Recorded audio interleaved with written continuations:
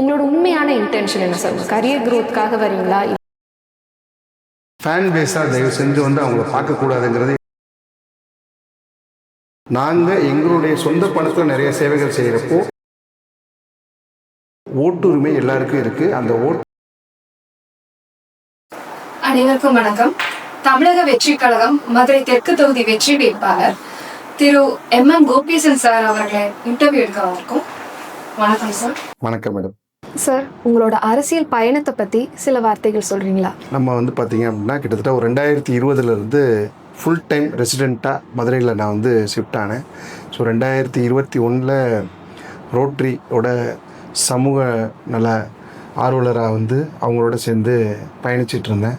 So 2024 இந்த social சர்வீஸ்க்காக நம்ம ஏதாவது ஒன்று பண்ணுவோம் அப்படிங்கிறப்போ 2024 பாராளுமன்ற எலெக்ஷனில் சுயேட்சையாக கண்டெஸ்ட் பண்ணி வாக்குகள் வாங்கியிருந்தேன். ஸோ அந்த சுயேட்சையை கண்டெஸ்ட் பண்ணுறப்போ எல்லாருமே என்னை கேட்டாங்க, நீங்கள் சுயேட்சையை கண்டெஸ்ட் பண்ணுறதுனால யாருக்குமே பிரயோஜனம் இருக்காது அப்படின்னு. பட் ஆனால் நான் சுயேட்சையை கண்டெஸ்ட் பண்ணுறப்போ நாங்கள் மதுரைக்கு தேவையான பல முக்கியமான திட்டங்களை டிஸ்கிரைப் பண்ணி அதை நாங்கள் நிறைய இடங்களில் ப்ரொபோஸ் பண்ணோம்.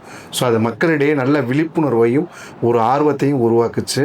அதே மாதிரி இல்லாமல் ஓட்டுரிமை எல்லாருக்கும் இருக்குது, அந்த ஓட்டு கண்டிப்பாக போடணும்னு சொல்லி வலியுறுத்தி அந்த 2024 கேம்பெயினை ரொம்ப சிறப்பாக பண்ணோம்.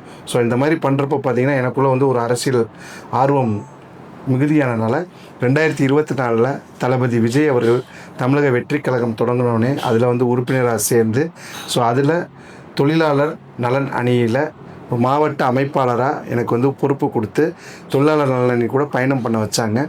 ஸோ கடந்த 2 ஆண்டுகளாக தொழிலாளர் நலன் அணியில் நிறைய நலத்திட்டங்களையும் நம்மளுடைய மதுரையில் நடந்த மாநில மாநாட்டிலையும் பங்கெடுத்து ஸோ தமிழக வெற்றி கழகத்தின் வளர்ச்சிக்காக நிறைய பாடுபட்டிருக்கோம். ஸோ எனக்கு இதில் ரொம்ப பிடிச்ச விஷயம் என்ன அப்படின்னா, நம்மளுடைய தலைவர் தளபதி பார்த்திங்க அப்படின்னா தன்னுடைய உச்சத்தை விட்டுட்டு தனக்காக சப்போர்ட் பண்ண மக்களுக்கு தன்னுடைய வாழ்க்கையை கொடுத்து அவங்களுக்கு நன்றி கடன் செலுத்தணும்னு சொல்லி சொன்ன இந்த ஒரு வார்த்தை என்னை ரொம்ப ஈர்த்த ஒரு விஷயம். ஸோ அதுக்காக நாங்களும் எங்களுடைய தொகுதி மக்களுக்காக நம்முடைய வேலையை விட்டுட்டு களத்தில் இறங்கணும் அப்படின்னு சொல்லி இறங்கியிருந்தோம். இதுதான் என்னுடைய ஒரு ஷார்ட் அரசியல் பயணம். Super sir. சார், மதுரையில் இருக்கக்கூடிய பிரச்சனைகள்ல உங்களுடைய முன்னுரிமை என்ன? நம்மளுடைய மதுரையை பொறுத்தளவு தெற்கு தொகுதியில் பார்த்தீங்க அப்படின்னா சுகாதாரமற்ற ஒரு தன்மை. நீங்கள் மதுரை மாநகராட்சியே பார்த்தீங்க அப்படின்னா நம்முடைய மதுரைக்கு பேர் டெம்பிள் சிட்டி அப்படின்னு சொல்லி நம்ம பேர் வாங்கியிருக்கோம்.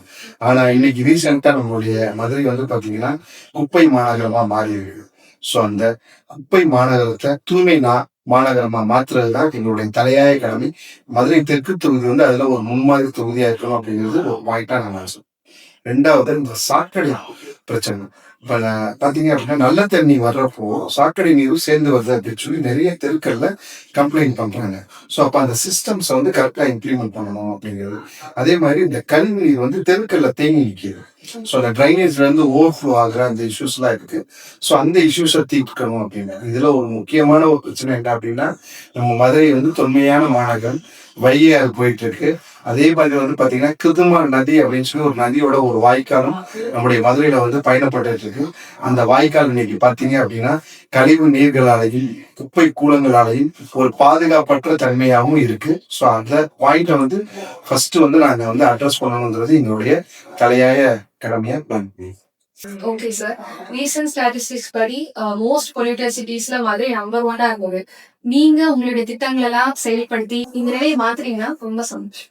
கண்டிப்பாக. பெண்கள் பாதுகாப்பு குறித்து உங்களோட நிலைப்பாடுகள் என்ன சார்? கண்டிப்பாக மேடம். இப்போ நாங்கள் கிட்டத்தட்ட கடந்த ஒரு 6-8 நாட்களாக தெருவாக வீதி வீதியாக பிரச்சாரம் போயிட்டுருக்க சமயத்தில் நிறைய பெண்கள் தாய்மார்கள் கேட்குற ஒரே ஒரு கேள்வி என்னன்னா, பாதுகாப்பு குறைபாடு இருக்குது அப்படிங்கிறத சொல்கிறாங்க. அப்போ அந்த பாதுகாப்பு குறைபாடோட பிரச்சனை எங்கேருந்து ஆரம்பிக்குது அப்படின்னா, சரியான தெருவிளக்குகள் இல்லாதது. ஒரு தெரு பிரைட்டாக இருந்துச்சுனாலே அந்த இடங்களில் குற்றங்கள் குறையும்.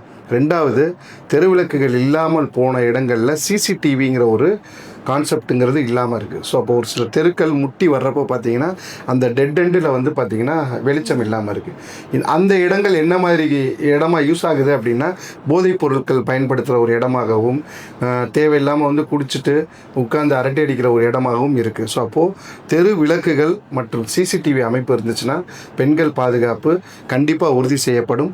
அதே மாதிரி பெண்கள் வந்து அவங்களுடைய ஸ்ட்ரெஸ்ஸை வந்து ரெடியூஸ் பண்ணுறதுக்கும் அவங்களுடைய ஹெல்த் கண்டிஷன்ஸ் நல்லா இருக்கணும் அப்படிங்கிறதுக்காகவும் நாங்கள் என்ன ஒரு பிளான் பண்ணியிருக்கோம் அப்படின்னா பெண்களுக்காகவும் அதாவது குழந்தைகள் தாய்மார்களுக்காக பிரத்யேகமாக ஒரு பூங்கா அமைச்சு கொடுத்து அங்கே அவங்களுக்கு மட்டும்தான் அலோவும்.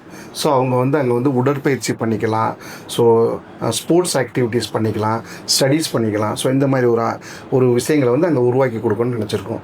ஸோ இதெல்லாம் பண்ணுறப்போ வந்து பெண்கள் குழந்தைகளோட பாதுகாப்பு மென்மேலும் சிறப்பாக இருக்குங்கிறத நாங்கள் நம்புகிறோம். நிச்சயமா சார். ஜஸ்ட் பெண்களுடைய பாதுகாப்பு பற்றி உங்களோட நிலைப்பாடு கேட்டோம். ஆனால் அவங்களோட மென்டல் வெல்பீயிங் குறித்து கூட நீங்கள் இவ்வளோ இம்பார்ட்டன்ஸ் கொடுத்து இவ்வளோ திட்டங்கள் பண்ணியிருக்கிறத நினச்சா ரொம்ப சந்தோஷமா. கண்டிப்பாக சார், உங்கள் கட்சி வந்து ஒரு அனுபவம் இல்லாத கட்சி. மக்கள் எதை நம்பி ஓட் போடுவாங்கன்னு நீங்கள் நினைக்கிறீங்க? சூப்பரான கேள்வி.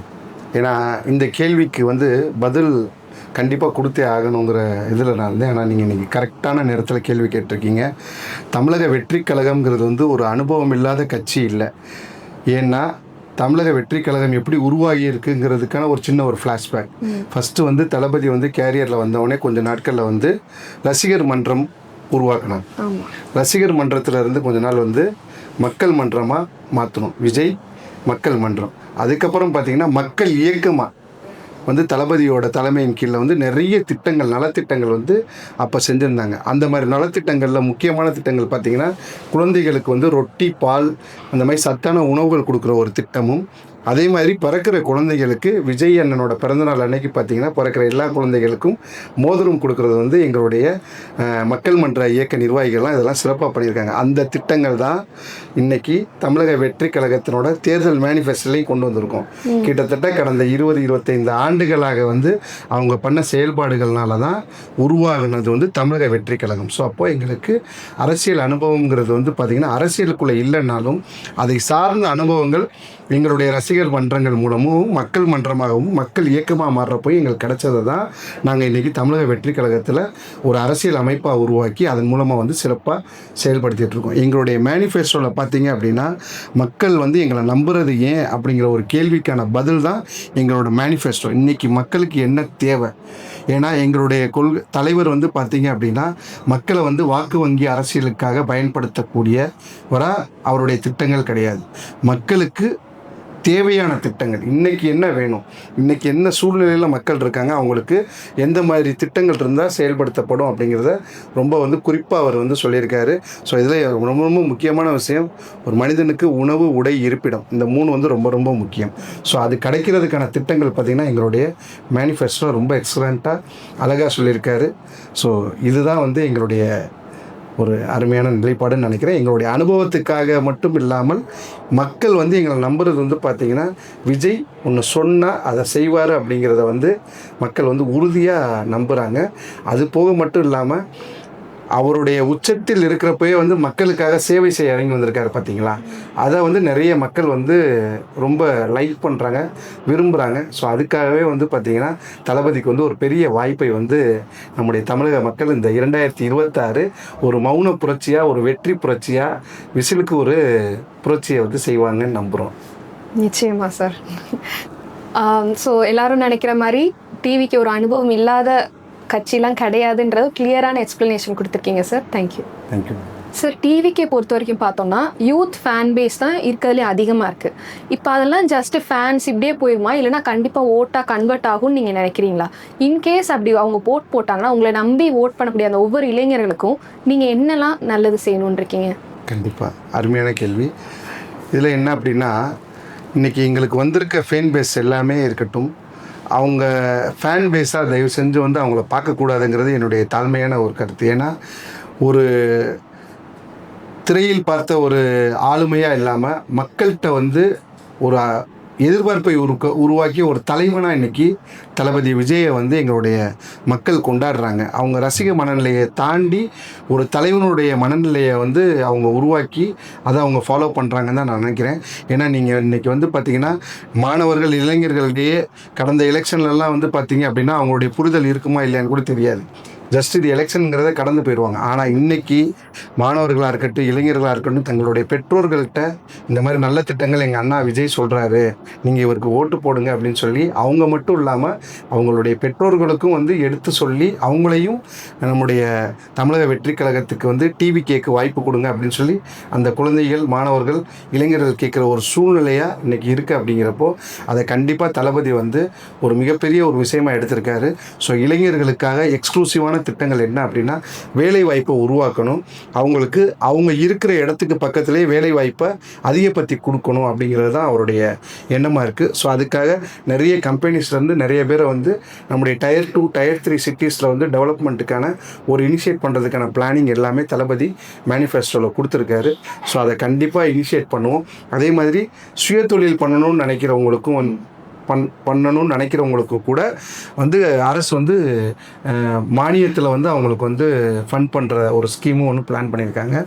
அதே மாதிரி ஒரு படித்து முடித்து வேலை கிடைக்காம இருக்கிறவங்களுக்கான உதவித்தொகையும் வந்து இந்த தடவை வந்து தளபதி வந்து இனிஷியேட் பண்ணியிருக்காரு. ஏன் அப்படின்னா அந்த உதவித்தொகை மூலமாக அவங்களுடைய கேரியர் குரோத்தை வந்து செட் பண்ணுறதுக்கும் அவங்க நிறைய இடங்களுக்கு போயிட்டு வர்றதுக்கும் இது ரொம்ப யூஸ்ஃபுல்லாக இருக்கும் அப்படிங்கிறத நாங்கள் நம்புகிறோம். கண்டிப்பாக டிவிகேயோட ஆட்சியில் இளைஞர்கள் மட்டும் இல்லாமல் எல்லாருக்குமான ஒரு நல்லாட்சியாக ரொம்ப சிறப்பாக இருக்குங்கிறத நாங்கள் நம்புகிறோம். Thank you sir. ரொம்ப யூஸ்ஃபுல்லான திட்டங்கள்லாம் வச்சுருக்கீங்க, கண்டிப்பாக நிறைவேற்றுவீங்கன்னு நாங்கள் நம்புகிறோம். Thank you sir. இந்த காலத்தில் வந்து கரப்ஷன்றது ரொம்ப கூடிடுச்சு. மதுரையில் கூட ரொம்ப ரீசெண்டாக அந்த மாதிரி நியூஸ் கேள்விப்பட்டோம். இதை பற்றி நீங்கள் எப்படி ஹேண்டில் பண்ணுவீங்கன்னு நினைக்கிறீங்க? கண்டிப்பாக தளபதியோட ஆட்சி வந்ததுக்கப்புறம் பார்த்திங்கன்னா மக்களுக்கான தேவையான ஒவ்வொரு விஷயங்களும் வந்து வெளிப்படைத்தன்மையோடு அணுகணும் அப்படிங்கிறது வந்து விஜய் அண்ணா சொல்லியிருக்காரு. நீங்கள் நேற்று தூத்துக்குடியில் சொல்கிறப்ப பார்த்தீங்கன்னா அதுக்குன்னு எக்ஸ்க்ளூசிவாக ஒரு ஆப்பை க்ரியேட் பண்ணி மக்களுக்கு தேவையானதை வந்து அந்த ஆப்பில் கொடுத்தோம் அப்படின்னா அந்த ஆப் மூலமாக அதிகாரிகள் ரெக்டிஃபிகேஷன் பண்ணி அவங்களுக்கு அப்டேட் பண்ணணும் அப்படிங்கிற ஒரு விஷயத்தை வந்து சொல்லியிருக்காரு. ஸோ அப்படி பண்ணுறப்போ பார்த்தீங்கன்னா லஞ்சம், ஊழல் இதெல்லாம் வந்து மக்களை வந்து காப்பாற்றுறதுக்கான ஒரு சிறப்பான திட்டத்தை கொடுத்துருக்காரு. ஸோ லஞ்சம் இல்லாத அரசு, ஊழல் இல்லாத அரசாக வந்து நம்முடைய டிவிக்கு அரசு வந்து செயல்படும். கண்டிப்பா சார். டிவிக்கு ஆட்சிக்கு வந்ததுதான் ஒரு ஊழல் இல்லாத ஒரு அரசா இருக்கும்னு நாங்கள் நம்புறோம். சார், இவ்வளோ நேரம் ஜென்ரலான நிறையா விஷயங்களை டிஸ்கஸ் பண்ணோம். இப்போ உங்களை பற்றி எனக்கு ஒரு கொஸ்டின் இருக்குது. இப்போ நீங்கள் பேசிக்கலி ஒரு இன்ஜினியர், ஆனால் இப்போ வந்து பொலிட்டிக்கலில் நீங்கள் இன்வால்வ் ஆகிருக்கீங்க. நம்ம மதுரை தெற்கு தொகுதிக்கு வெற்றி வேட்பாளராக டிவிகே கட்சிக்கு நீங்கள் நிற்கிறீங்க. உங்களோட உண்மையான இன்டென்ஷன் என்ன சார்? உங்கள் கரியர் க்ரோத்துக்காக வரீங்களா, இல்லைனா உண்மையிலே சர்வீஸ் மைண்டட், இல்லை பீப்புளுக்கு நல்லது பண்ணணும் அப்படின்ற இன்டென்ஷனோட நீங்கள் வரீங்களா? நல்ல ஒரு கேள்வி. சாதாரண ஒரு நெசவாள குடும்பத்திலேருந்து பிறந்து வளர்ந்து இன்றைக்கி கிட்டத்தட்ட வந்து 40 ஆண்டுகள் ஆகிருக்கு. ஸோ இந்த 40 ஆண்டுகளில் என்னுடைய அப்பா வந்து எனக்கு வந்து ஃபஸ்ட்டு சொல்லி கொடுத்தது ஒரு நல்ல படிப்பு இருந்தால் நம்ம இந்த நிலையிலையும் நம்மளால் நல்லா இருக்க முடியும்னு சொல்லி எங்கள் அப்பா எனக்கு நல்ல ஒரு படிப்பை கொடுத்தாரு. ஸோ அந்த படிப்பின் மூலமாக எனக்கு தேவையான விஷயங்களை என்னால் வந்து பூர்த்தி செஞ்சு முடிஞ்சு இன்றைக்கி நான் தன்னிறைவாக தான் இருக்கேன். என்னுடைய தொழில் நல்லபடியாக போயிட்டுருக்கு, என்னுடைய பிஸ்னஸ் நல்லா போயிட்டுருக்கு. ஸோ அப்படி இருக்கிறப்போ நான் வந்து கிட்டத்தட்ட கடந்த ஒரு 6 ஆண்டுகளாக மக்கள் நல சேவைகள் வந்து செஞ்சுக்கிட்டே இருக்கோம். ஸோ அதில் வந்து நாங்கள் எங்களுடைய சொந்த பணத்தில் நிறைய சேவைகள் செய்கிறப்போ ஒரு சில இடங்களில் வந்து கேட்குறத வந்து எங்களால் பூர்த்தி பண்ண முடியாத ஒரு சூழ்நிலை வந்து, ஸோ அந்த சூழ்நிலையை நாங்கள் அடிக்கடி கன்சிடர் பண்ணுறப்போ நம்மள்கிட்ட ஒரு அதிகாரம் இருந்துச்சுன்னா, நம்மள்கிட்ட ஒரு பவர் இருந்துச்சுன்னா, நம்ம அந்த அதிகாரத்தின் மூலமாக தேவைப்படுற மக்களுக்கு தேவையான விஷயங்களை எளிதில் கொண்டு போய் சேர்க்க முடியும் அப்படிங்கிற ஒரு எண்ணம் தான். நம்ம வந்து வருஷம் பார்த்திங்கன்னா ஒரு 5 குழந்தைங்க, ஒரு 10 குழந்தைங்களுக்கு வந்து படிப்பு செலவு கொடுக்க முடியுது. ஆனால் இன்றைக்கி நம்மகிட்ட கேட்டு வர்றவங்க ஒரு 20-30 பேர் இருந்தால் ஒரு 5 பேருக்கு 10 பேருக்கு தான் செய்ய முடியுது, 20 பேருக்கு செய்ய முடியலை. அது நமக்கு சொல்கிறதுக்கே வந்து ரொம்ப ஒரு ஃபீலாக இருக்குது. ஸோ அப்போ நம்ம வந்து ஒரு பொலிட்டிக்கலில் நம்ம இந்த மாதிரி ஒரு அதிகார பகிர்வில் வந்தோம் அப்படின்னா நம்மளால் வந்து நிறைய பேர்த்துக்கு நல்லது செய்ய முடியும் அப்படிங்கிற ஒரு எண்ணத்தில் தான் வந்து நம்ம இந்த விஷயங்களை செஞ்சுக்கிட்டு இருக்கோம். ஸோ இது வந்து பார்த்திங்கன்னா மக்களுக்கு ஒரு தொண்டாக மட்டும்தான் நம்ம இந்த அரசியலை பார்க்குறோம். Career growth already we are set, நல்லா வந்து எங்களுக்கு போயிட்டுருக்கு. எங்களோட வேலைகள் எப்பயுமே நடக்கிற மாதிரி நடக்குது. பட் இந்த ஒரு நேரம் வந்து பார்த்திங்க அப்படின்னா மக்களுக்கான ஒரு சேவை மனப்பான்மையோடு தான் நம்ம இந்த விஷயங்களே வந்து எடுத்து இறங்கி செஞ்சுக்கிட்டு இருக்கோம். ஸோ சேவை ஒன்றே குறிக்கோள் அப்படிங்கிறது தளபதி எப்படி வந்து அவருடைய கேரியரை விட்டு வந்திருக்காரோ அண்ணன் அவ்வளோ பெரிய விஷயத்தில் வந்து அவர் வந்திருக்காரு. ஸோ அவருக்கு நாங்கள் உறுதுணையாக இருக்கோம். ஸோ நாங்கள் எங்களோட சப்போர்ட்டாக நாங்கள் வந்து தளபதிக்கு பொது சேவை மூலமாக நாங்கள் கொடுக்கணும் அப்படிங்கிறதுக்காக நாங்கள் அவரோட சேர்ந்து செயல்படுறோம். ஓகே சார், சேவை ஒன்றே குறிக்கோள்னு சொல்லி நீங்கள் ஆன்சர் முடிச்சிட்டிங்க. நல்ல இன்டென்ஷனோட நீங்கள் இந்த அரசியல் களத்தில் நீங்கள் வந்திருக்கீங்க கேட்குறதுக்கே ரொம்ப சந்தோஷம். எலெக்ஷன் டேட் நெருங்கிட்டே இருக்குது. நீங்கள் மக்களை சந்திக்கக்கூடிய உங்களோட பிஸியான ஸ்கெட்யூலை எங்களுக்கும் ஒரு பேட்டி கொடுத்ததுக்கு ரொம்ப நன்றி சார். களத்தில் வெற்றி பெற வாழ்த்துக்கள். நன்றிம்மா. நன்றி.